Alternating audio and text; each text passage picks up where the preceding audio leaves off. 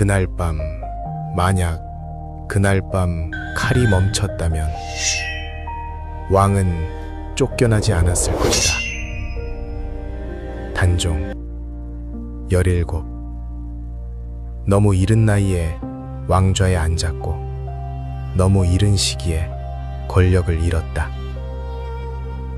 그를 밀어낸 이는 세조.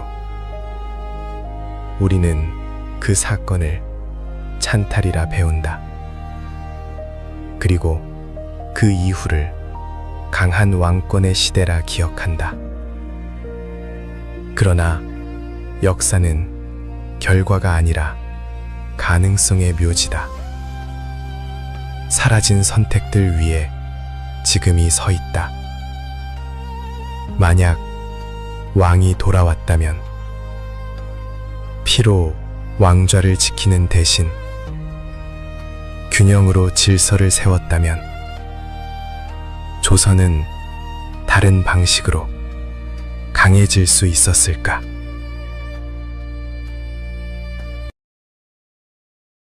복이 된 왕. 복이 된 군주는 숙청을 택하지 않는다.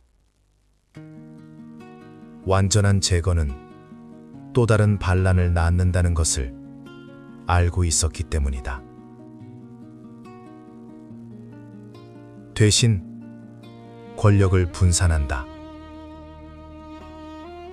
견제와 균형, 공신을 제도 안에 모는다.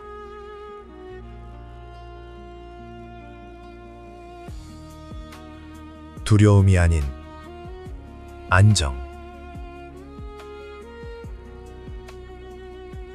그는 왕권을 과시하지 않는다.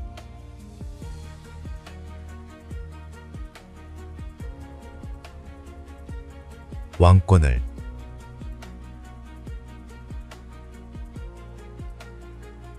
그의 시선은 궁궐 밖으로 향한다. 학문, 기술, 그리고 바다. 조선은 본래 바다를 알고 있던 나라였다. 그러나 점차 대륙을 향해 기울었다. 만약 이 순간 다시 바다를 보았다면, 해상은 방어선이 아니라 통로가 된다. 차단이 아니라 관리, 고립이 아니라 조절. 전쟁은 구조에서 태어난다. 시간은 흐른다. 국가는 하루아침에 변하지 않는다. 그러나 방향은 서서히 체질을 바꾼다. 수십 년 뒤 하나의 이름이 역사 위에 놓인다. 복위, 이후 후세의 임진왜란, 도요토미 히데요시. 대륙을 향한 야망.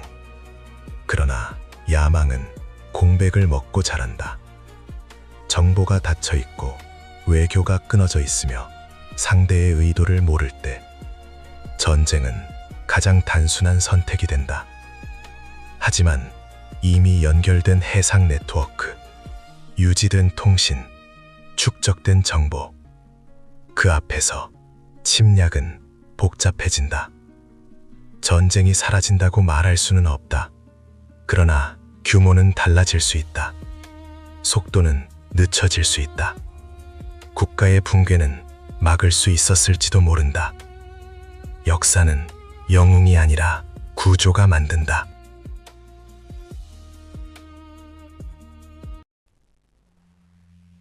전쟁은 구조에서 태어난다. 시간은 흐른다. 국가는 하루아침에 변하지 않는다. 그러나 방향은 서서히 체질을 바꾼다. 수십 년 뒤 하나의 이름이 역사 위에 놓인다. 복위, 이후 후세의 임진왜란, 도요토미 히데요시. 대륙을 향한 야망. 그러나 야망은 공백을 먹고 자란다. 정보가 닫혀 있고 외교가 끊어져 있으며 상대의 의도를 모를 때 전쟁은 가장 단순한 선택이 된다.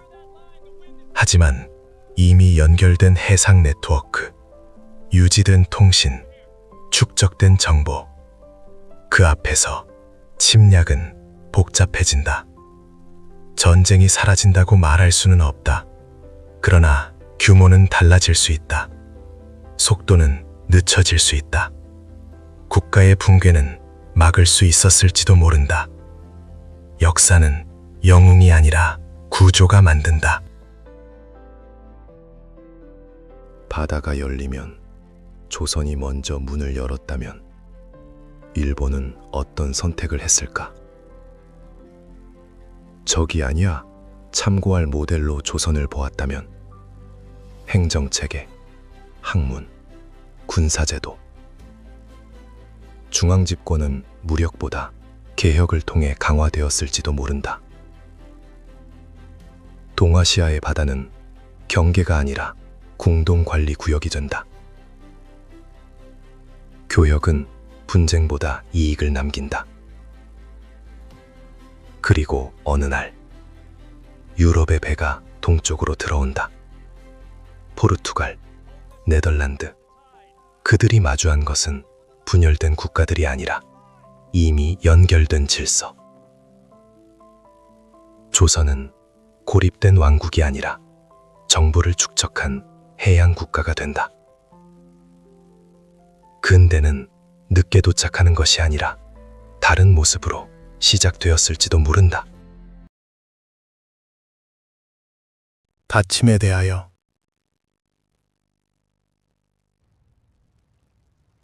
우리는 다친 역사를 기억한다. 그러나 다침은 순간의 결정이 아니다.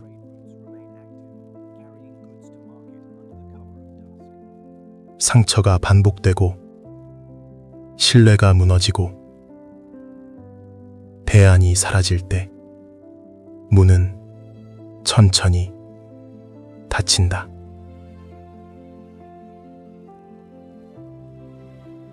이 상상은 미화를 위한 이야기가 아니다.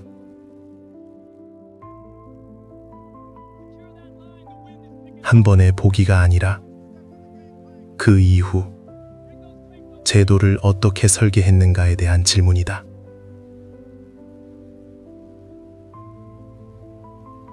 국가는 사건으로 무너지지 않는다.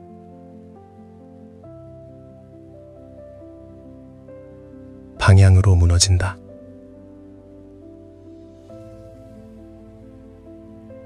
그리고 지금 우리는 어떤 방향을 선택하고 있는가?